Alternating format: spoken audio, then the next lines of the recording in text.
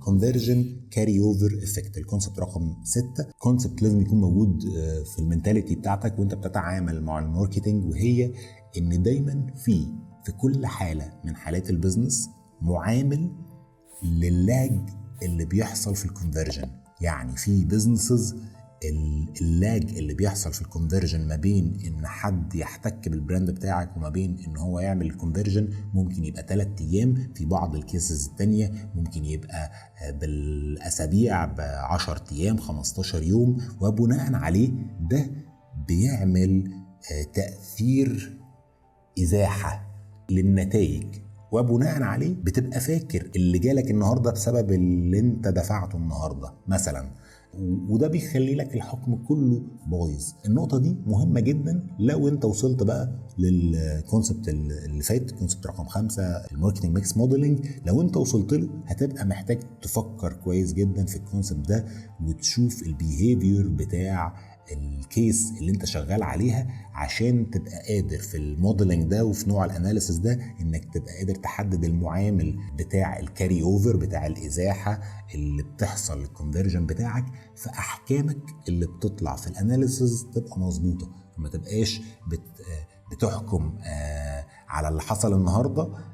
بسبب اللي انت صرفته النهارده وهو اصلا بسبب اللي حصل الاسبوع اللي فات او امبارح او من شهر. ده النوع الاناليسيس دي هتوصلك للانسب، للمعامل الانسب اللي تحسب بيه فتفهم ايه اللي حاصل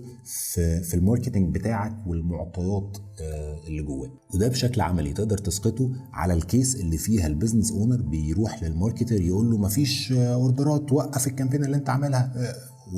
واصلا بقى السبب ان مفيش اوردرات زي ما الاونر شايف ان الاسبوع اللي فات او الشهر اللي فات ما حصلش اللي المفروض يحصل، واحتمال يكون الصح ابتدى يحصل في اليوم اللي ابتدى ما يجيش فيه اوردرات، فانت تفتكر ان الصح هو الغلط، فانت مغلوب على امرك والاونر هيسيبك مثلا او هيشيل منك، لا هيودي الاكاونت لشركة تانية مثلا، فبتعمله اللي هو عايزه فتوقف له اللي هو شايفه وحش.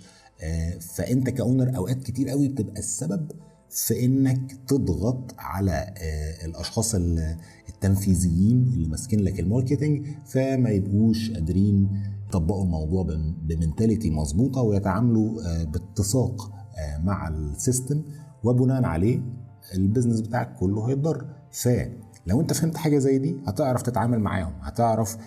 ما تشتتش الخطوات اللي هم بياخدوها والقرارات اللي هم بياخدوها، وهم طبعا المفروض يبقوا فاهمين افكت زي ده، وبناء عليه الاناليسيس بتاعتهم تبقى على تايم فريمز اوسع، ويبقى عندهم جايد لاينز للتعامل مع الكامبينز. يعني